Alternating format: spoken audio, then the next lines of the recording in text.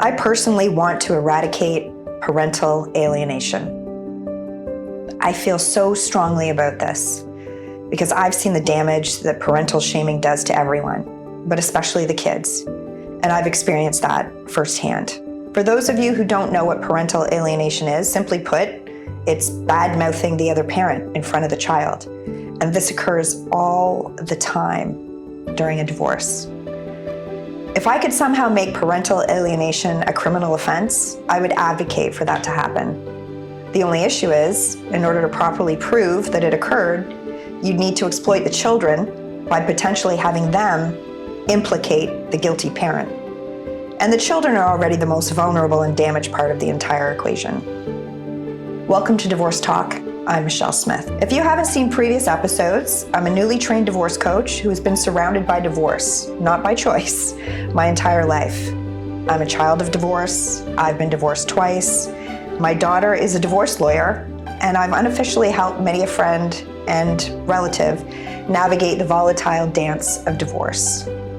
My goal is to turn my struggles, pain, and experience into support for others who are stuck in the thick of divorce trauma and help you get to the other side.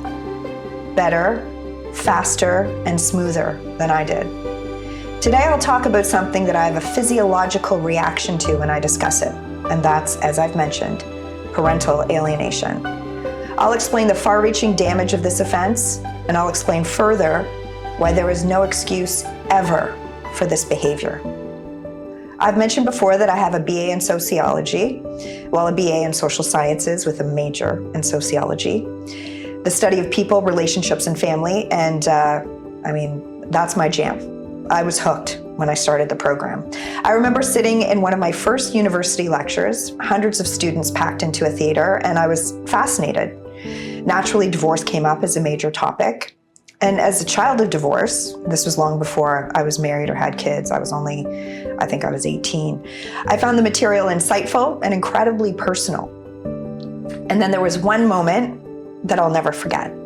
So during the lecture on divorced families, the professor said something that hit me like a freight train. He said, "Shame the parent, shame the child." And he was explaining why parents should never speak negatively about the other parent. And in that moment, everything clicked. As a child of divorce, I knew exactly what he meant. My parents, they weren't aware of the emotional damage their words had caused. And they didn't know how deeply those moments would cut and how those wounds would settle in quietly and painfully for years. But here's the truth. We are 50% of each parent. And as children, they have no say in who their parents are, or when they marry, or if they divorce.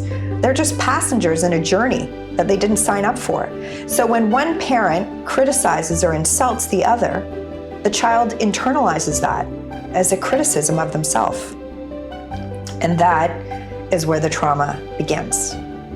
When I went through my first divorce, I carried that lecture with me, and I made a conscious decision to try never to speak ill of my children's father in front of them.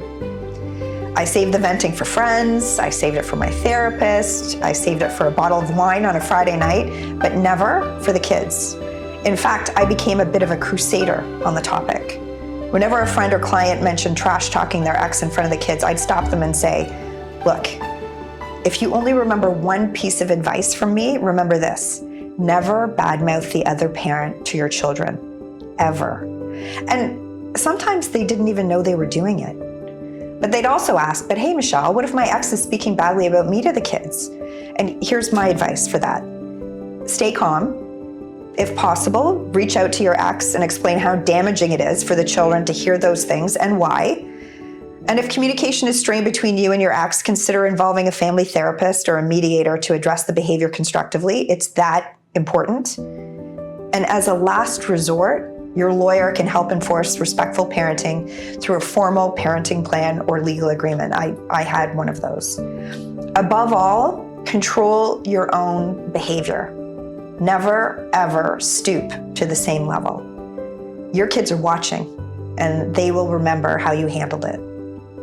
As an aside, I've watched this new show called The Pit. It's on Crave. It's amazing. It's a great show, excellent writing, excellent character development. But there's this one episode that really bothered me. It was an episode with Dr. McKay, and she's an emergency room doctor, and her son came in. And her son came in with her ex because her ex had been rollerblading. I guess maybe they'd been rollerblading together. I can't exactly remember. And her ex had fallen and broken his ankle. So they're standing there, and you could tell there's animosity between the two of them. And someone says, "Are you family?" And they say, "Exes." And they say it with such disdain about each other. And then something to the effect of, they said, "Do you know him? I wish I didn't," or, "leave him in the gutter," or something. I can't even remember the words. But the child, her son, was right there beside her. And the show that I think was so well written, with such great characters, I thought the writers would have known better. Like, how could they normalize or glamorize parental shaming by professionals on television? It was blatant, and it was tone deaf. So I think we shouldn't have any form of glamour to parental shaming. And let me now talk about oversharing, which is basically the same thing. I've heard people justify oversharing with their kids by saying, well, they should know, or they'll figure it out eventually, or one day they'll see the truth. And my response is always, I hope they never do. Children need both their parents in their life, unless, of course, there's abuse or neglect. That's totally different. But children are not emotionally equipped to process the complex behaviors, betrayals, and disappointments that adults experience in a marriage or a divorce. And it's not their job to be your confidant or your emotional support system. They need to feel good about both of their parents, and it's your job to see that that's happening. And if you can't say anything nice about the other parent, don't say anything at all. Oversharing will backfire. I've seen it firsthand. And I've seen the damage up close and personal. My kids were affected in a big way. My eldest daughter is a divorce lawyer, and she said she became a family lawyer to heal her own inner childhood wounds of divorce. And that's very telling. Most often, children end up resenting the parent who shared too much. Others grow up confused, angry, and burdened by loyalty conflicts that they shouldn't have ever been exposed to. Now, I know we can all slip up, but we can also do better.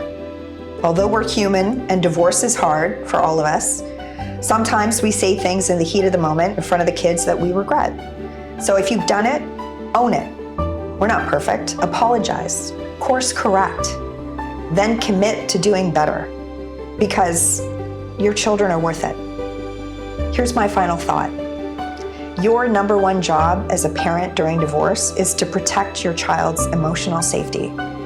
Never speak negatively about your ex in front of them. Don't involve them in adult conflicts. Don't treat them like pawns or sounding boards. Be steady. Be the loving parent that they can trust. And if you do that, if you really do that, they will thank you.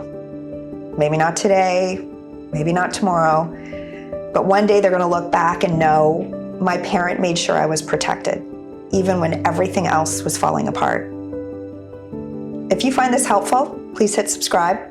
It's free to you, and it helps me help you with more divorce-focused support content. And comment below to let me know what other ways I can help you get to the other side. I'll see you next time on Divorce Talk.